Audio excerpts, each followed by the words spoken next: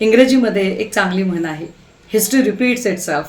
तुम्ही जे पेरता तेच उगवून तुम्हाला परत मिळतं. विजय वडेट्टीवारांचं आत्ताचं विधान की काही नव्या समीकरणांचा उदय होऊ शकतो का, हे या अर्थाने फार महत्त्वाचं आहे.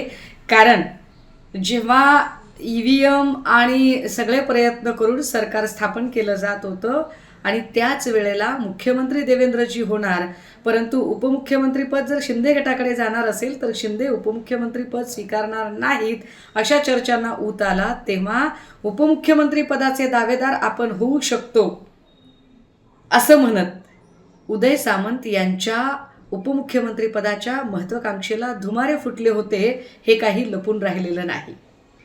आणि तसंही एकनाथ शिंदे यांचं वारंवार उठणा मनाना आणि वारंवार रुसण्या फुगण्यातून आपलं दबावतंत्र तयार करण्याचं जे राजकारण आहे ते भाजपला काही फारसं पसंत पडलेलं नाही.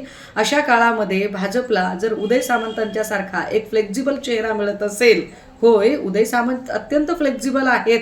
आधी राष्ट्रवादीतनं शिवसेनेतनं शिंदे गटात, उद्या जर अजून काही चांगली ऑफर असेल तर ते शिंदे गटातनं फार चटकन फारकत घेऊन भाजपाशी सुद्धा घरोबा करू शकतात. त्यामुळे अशा फ्लेक्झिबल चेहऱ्याला घेऊन भाजपा निश्चितपणे एका नव्या समीकरणाचा उदय घडवून आणू शकते.